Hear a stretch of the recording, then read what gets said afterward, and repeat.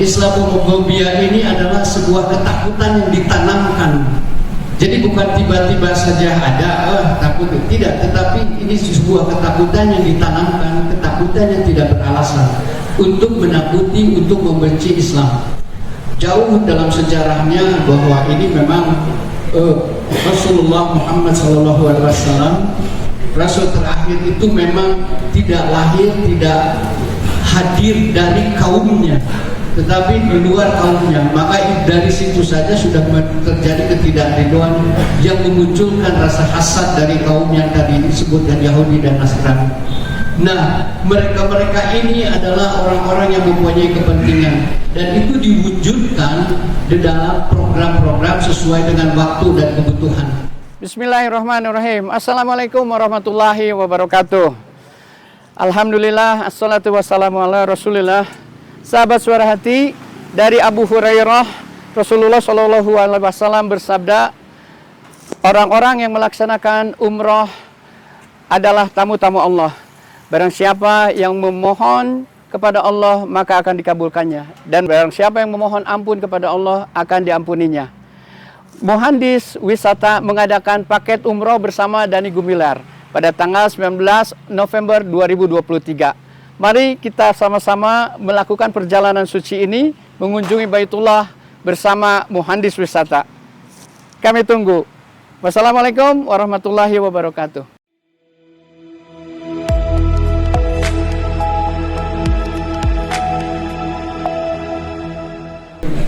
Luar biasa. Tapi juga kita ingin tahu juga kan, dari luar narasumber ini mengatakan juga sebetulnya Islamophobia itu banyak muncul justru majority juga yang paling menyedihkan itu di kalangan umat Islam sendiri. Nah, ketika kita mau mengingatkan kepada mereka, oh kami Muslim, kami dari pesantren dan lain sebagainya. Apa sikap kita terhadap mereka nih? Kan di sisi yang lain kita masih merasa bahwa mereka itu saudara-saudara kita, gitu kan. Setelah hadir bersama kita, guru kita tercinta, Pak Kiai Haji Adhan Ali Muhammadai, dipersilahkan Pak Kiai. Karena beliau ini tuan rumah, Sohibul Bait, kita kasih waktu lebih ya, 20 menit saja.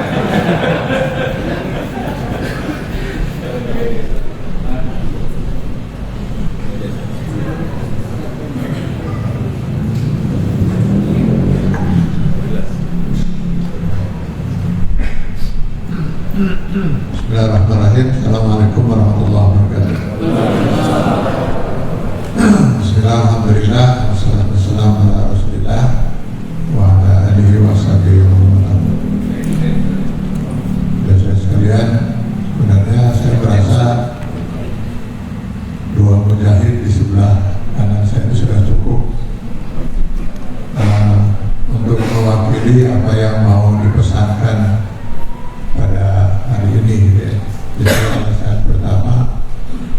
Dan alasan kedua, sebenarnya saya lebih suka menjadi jemaah belum di sana untuk hal tema kita pada hari ini. Kenapa? Biasanya bertolak belakang dengan jiwa saya, gitu. Gimana letak bertolak belakang itu? Kita membahas tentang anti-Islamophobia di negeri yang mayoritas Muslim. Ini menyedihkan betul betapa lemahnya kita umat Islam ini. Kok bisa ada orang yang Islamophobia di negeri mayoritas Muslim? Jadi kalau kita sebagai seorang Muslim tentunya sangat yakin sekali, gitu ya, bahwa memang sikap atau gerakan Islamophobia ini pasti selalu ada. Kalau kita baca di dalam Al-Quran, sejak Allah menurunkan risalah Islam, itu gerakan Islamophobia ini gak pernah berhenti. Dan pemahamannya bukan hanya sebatas kekhawatiran dan rasa benci terhadap Islam, tapi mereka memang sangat luar biasa memusuhi Islam. Setiap rasul yang diutus oleh Allah SWT, mereka menghadapi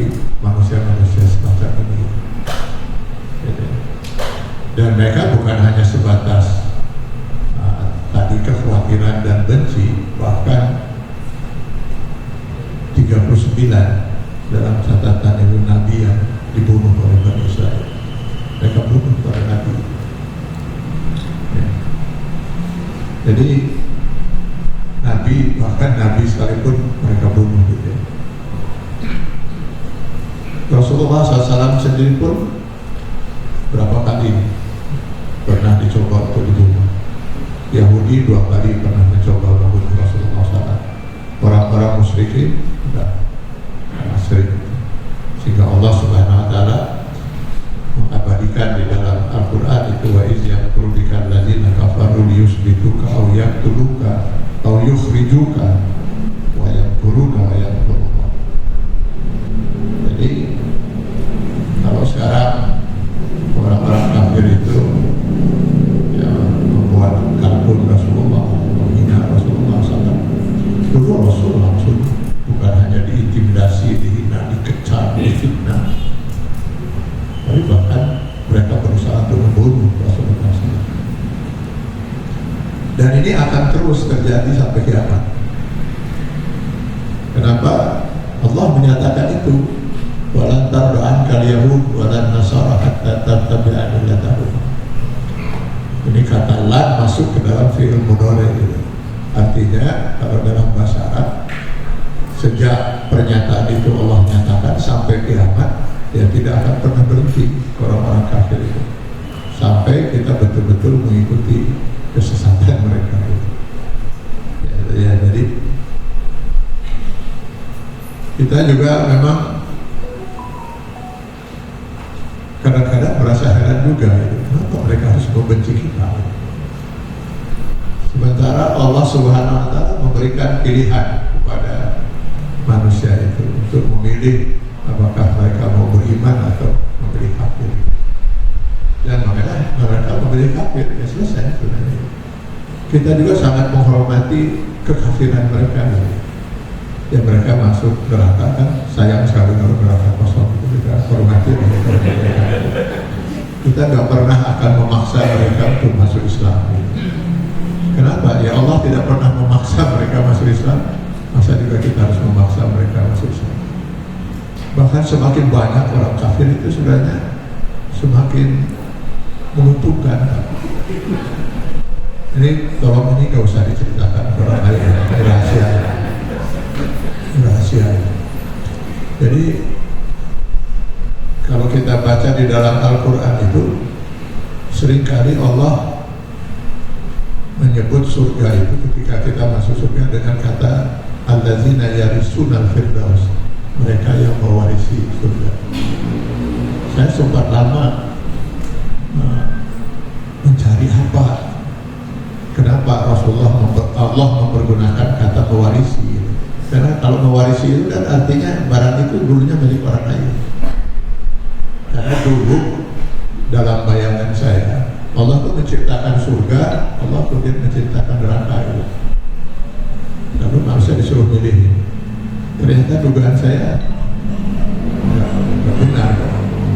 Yang benar itu Allah menciptakan surga, lalu masing-masing manusia itu sudah disiapkan satu kapling di surga, satu kapling di neraka. Jadi saya punya satu kapling di surga, satu kapling di neraka, saudara-saudara bersama. Jadi nanti semakin banyak orang kafir itu masuk neraka dan tidak masuk surga, maka semakin banyak kapling yang kosong. Jadi kemungkinan besar saudara-saudara sekalian akan dapat 2 kapling. Bahkan kalau melihat perbandingan mukmin kafir sekarang, ada bahan diem apa di kafir. Semakin banyak orang kafir itu semakin menguntungkan sebenarnya bagi kita. Tapi ini tolong jangan diceritakan. Jadi kita nggak pernah akan membenci orang kafir. Kita nggak akan pernah memaksa orang kafir untuk beriman. Mereka sudah menentukan pilihan dan itu hak mereka yang Allah berikan. Wa qulil haqqu min rabbikum faman syaa'a falyu'min wa man syaa'a falyakfur. Kenapa mereka harus membenci kita yang memilih beriman? alasan mereka harus membenci gitu. Apalagi sampai harus memusuhi, bahkan ingin membunuh. Jadi kalau di barat yang terjadi sekarang Islamophobia itu dilakukan oleh orang-orang kafir yang berbaju kafir. Ya. Di barat tidak dilakukan Islamophobia itu oleh orang-orang munafik, karena di negeri yang mayoritas kafir ya nggak perlu ada orang munafik. Untuk apa mereka harus munafik? Orang-orang munafik tidak pernah ada di Mekah ketika umat Islam turun. Orang munafik baru bermunculan itu di Madinah ketika Islam itu sudah berkuat. Jadi itulah bedanya mungkin di negeri yang mayoritas Muslim seperti di kita. Maka gerakan Islamophobia itu bukan hanya saja dilakukan oleh orang-orang kafir berbaju kafir, tapi tadi seperti disampaikan malah lebih banyak dilakukan oleh orang-orang kafir yang berbaju Islam. Bukan hanya saja berbaju Islam, bahkan tidak sedikit yang Islamophobia itu berbaju cendekiawan Muslim. Bahkan ada yang disebut kiai. Yang menurut saya si cendekiawan dan kiai itu sudah lebih iblis daripada iblis sekian kali lipat. Tapi di kita masih disebut kiai, masih disebut cendekiawan. Dan ini lahirnya aliran-aliran sesat yang jumlahnya di Jawa Barat itu dalam catatan yang pernah saya dapat miliki ada 250 aliran. Apa itu bukan Islamophobia? Bukan penghinaan terhadap Islam. Ambillah contoh Syiah yang menghina Allah. Saya kira belum ada orang kafir di barat yang menghina Allah, paling menghina Rasulullah. Orang Syiah mereka menghina Allah, menghina Rasulullah, menghina bahkan melaknat para sahabat, bahkan istri Rasulullah SAW. Kalau di barat Al-Quran dibakar, ya di sini mungkin oleh orang Syiah tidak dibakar, tapi dinyatakan ini bukan Al-Quran yang sesungguhnya. Apa itu bukan penghinaan? Tapi kita umat Islam dari dulu diam-diam saja pada umumnya menghadapi kurang apa penghinaan itu yang mereka lakukan. Ini kan luar biasa sebenarnya penghinaan. Nah sayangnya mereka memang yang mengkondisikan agar kita umat Islam itu meninggalkan Al-Quran, fungsi Al-Quran sebagai Al-Furqan, sebagai pembeda, pemisah. Salah satu fungsi Al-Quran itu selain hudan linnas wa bayyinatin minal huda, Al-Baqarah 185, dia berfungsi sebagai Al-Furqan, sebagai pembeda, sebagai pemisah, sehingga harusnya setiap orang Muslim itu dengan mudah membedakan ini mukmin, ini kafir, ini hak, ini batil. Nah sekarang ini dicoba oleh mereka sejak lama itu dikaburkan Pak, fungsi Al-Quran sebagai Al-Furqan. Sehingga umat Islam begitu sulitnya untuk membedakan mana mukmin mana kafir. Sehingga dalam dugaan saya di negeri ini sangat sering sekali iblis disolatkan orang. Ya karena iblis itu kebetulan diberi gelar kiai, iblis itu diberi gelar cendekiawan Muslim. Padahal kalau kita lihat dari prinsip-prinsip dan hinaan-hinaannya terhadap Islam, ada seorang kiai di negeri ini yang pernah, nah ini diantaranya, pernah mengusulkan agar Al-Baqarah 120 itu dibuang dari Al-Quran. Kiai pernah disebut.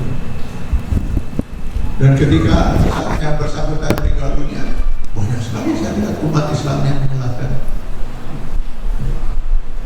Itu sebabnya dugaan saya, iblis itu paling bingung di Indonesia. Iblis itu paling bingung di Indonesia. Kebandungan orang Indonesia itu bingung. Kemungkinan iblis yang asli sudah pergi dari Indonesia. Liar dari Indonesia. Sahabat Suara Hati, Rasulullah bersabda, ya Rasulullah, apa inti dari hijrah itu? Hijrah adalah meninggalkan keburukan. Nah, dalam kesempatan ini Muhandis Wisata mengadakan tur umroh untuk kita bisa meninggalkan segala keburukan. Karena perlu diketahui dalam sebuah hadis disampaikan oleh Rasulullah SAW bahwa dari umroh ke umroh lainnya menghapus segala dosa di antara keduanya. Dan tidak ada pahala yang lebih baik dari haji mabrur, itu adalah surga.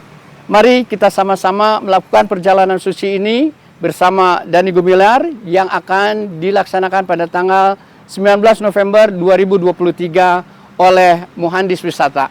Sampai ketemu, insya Allah kita dimudahkan oleh Allah melakukan perjalanan suci ini. Amin.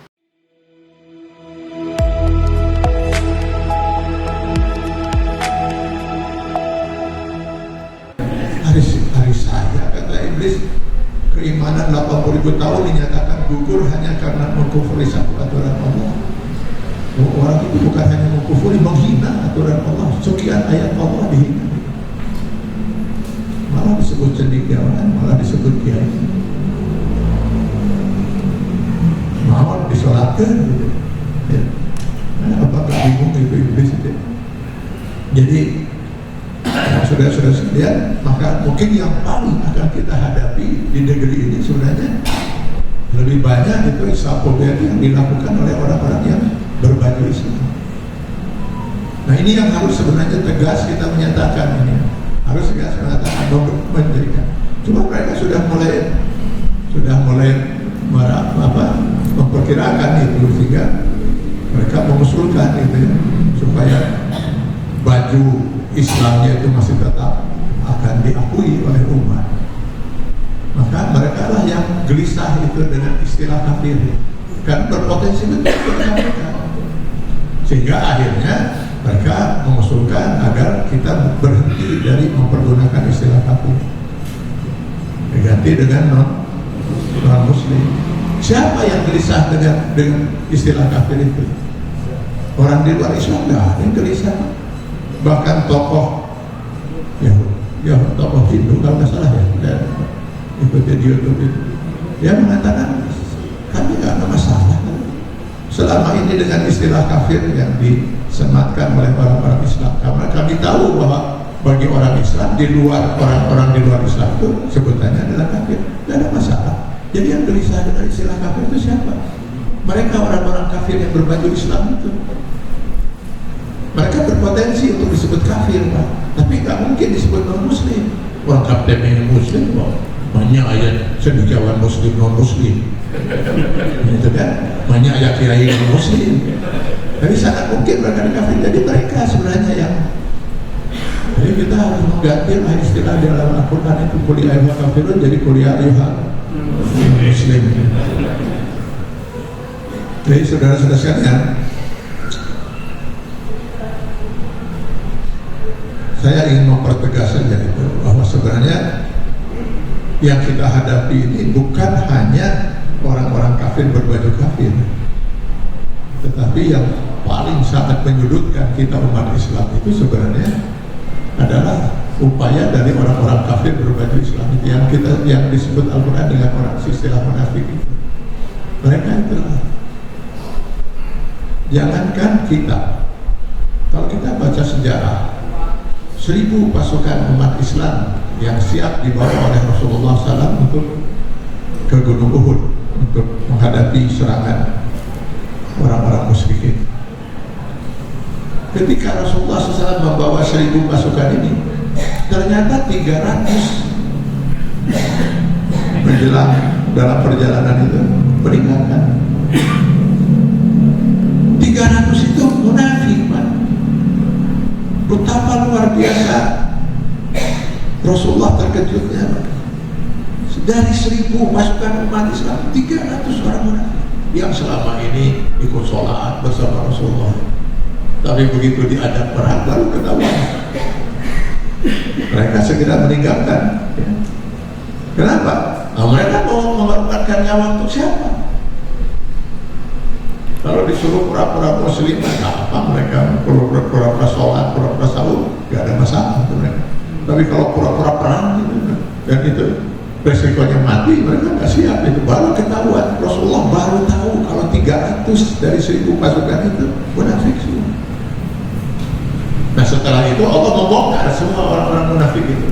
Tapi tetap saja Rasulullah tidak bisa memerangi mereka. Setiap kali Rasulullah ingin memerangi orang-orang munafik itu, setiap kali juga terpikir oleh Rasulullah, ini pasti umat akan bingung. Oh gimana Rasulullah SAW memerangi umatnya sendiri? Ini susahnya kita menghadapi orang-orang munafik itu. Kita dianggap sedang berhadapan dengan saudara kita sesama muslim. Muslim di mana, Pak? Mereka orang-orang kafir. Mana mungkin ada seorang muslim membenci ajaran Islam? Bagaimana mungkin bisa masuk akal sehat seorang mengaku muslim lalu membenci dan menghina ajaran Islam dan melecehkan ajaran Islam? Ya itu ya. Jadi saudara-saudara sekalian, waktu saya 20 menit. Sudah 2 menit deh Ustaz. 2 menit lagi. Jadi banyak umat yang bingung ini ya. Termasuk saya bingung juga kenapa hanya dikasih 20 menit gitu. Sebenarnya keberadaan Islamophobia ini sebenarnya ujian keimanan kita. Ujian keimanan kita untuk membuktikan standar keimanan kita yang paling mendasar itu. Di mana standar keimanan yang paling mendasar itu setiap orang mukmin harus bisa membuktikan bahwa cinta dia kepada Allah dan Rasulnya mengalahkan cinta dia pada dunia dan segala isinya. Walladzina amanu asadda hubban lillah qul in kana aba'ukum wa abna'ukum wa ikhwanukum wa azwajukum wa ashiratukum wa amwalun iktaraftumuha wa tijaratun takhshawna kasadaha wa masakinun tardawnaha ahabba ilaikum minallahi wa rasulihi wa jihadin fi sabilihi fatarabbasu hatta ya'tiyallahu bi amrihi. Terima kasih. Sementara saya katakan pada orang-orang kafir berbaju kafir atau orang kafir berbaju Islam yang menantang kita, karena ini adalah ujian bagi keimanan kita. Di sini kita akan diuji seberapa jauh keimanan kita, kebenaran keimanan kita. Mana mungkin kita sebagai seorang mukmin mengaku mencintai Allah lalu kita biarkan Allah dan Rasulnya dihina seperti itu? Masih mungkinkah kita di hadapan Allah Subhanahu wa taala? Allahu Akbar. Saya sering mengatakan itu kepada mereka itu ya, yang senang menghina Allah, menghina Islam. Silakan hina saya, silakan hina saya sehina-hinanya. Kalau perlu ludahi muka saya. Insya Allah saya akan berusaha sabar, tapi mudah-mudahan saya bisa sabar. Silakan ludahi muka saya, insya Allah saya mungkin masih bisa sadar. Tapi jangan pernah sekali menghina Allah dan Rasulnya. Jangan pernah sekali menghina agama saya. Saya rela mati daripada saya biarkan ada manusia yang berani menghina kesucian agama ini. Itu ujian keimanan kita di hadapan Allah Subhanahu wa taala. Bagaimana mungkin nanti di akhirat? Bagaimana kita akan mempertanggungjawabkan semua ini di akhirat? Ketika Allah mengatakan kamu mengaku diri kamu beriman, mencintai Allah dan Rasulullah melebihi cinta pada dunia dan segala isinya. Aku dan Rasulku kata Allah dihina. Apa yang kamu lakukan? Di mana kita akan mempertanggungjawabkan itu semua di hadapan Allah Subhanahu wa taala? Ini pertaruhan keimanan kita. Maka marilah kita dukung semua gerakan anti Islamophobia ini.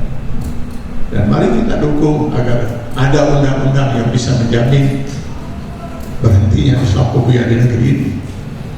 Kita tuntut DPR untuk segera membuat undang-undang, walaupun sekali lagi ini menyedihkan sekali gitu.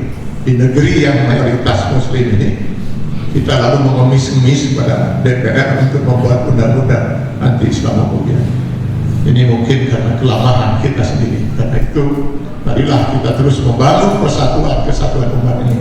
Karena kenapa? Memang betul kita adalah mayoritas penduduk negeri ini. Muslim adalah mayoritas. Tapi kita telah diperlakukan sebagai kelompok minoritas di negeri ini. Itu mungkin juga kesalahan kita, karena kita tidak berhasil membangun persatuan dan kesatuan umat. Mari kita bangun persatuan dan kesatuan umat agar Islamophobia ini berhenti segera di negeri ini. Saya yakin tanpa undang-undang pun harusnya berhenti kalau kita umat Islam ini bersatu di negeri ini, Pak. Siapa yang berani menghadapi umat Islam yang jumlahnya adalah mayoritas ini? Masalahnya umat Islam itu ya peduli dengan Islam, peduli dengan yang terbangkit jiwa mereka karena adanya Islamophobia, ya kan jumlahnya cuma ini juga. Wajah-wajahnya saya kenal-kenal, ini keneh Pak. Nanti kalau diselenggarakan lagi dia di Istiqomah, insya Allah yang hadir, iya deh Pak. Insya Allah yang hadir ini lagi wajah-wajah ahli surga insya Allah. Allah memberkahi kita sekalian. Wabillahi taufiq wal hidayah. Assalamualaikum warahmatullahi wabarakatuh. Waalaikumsalam.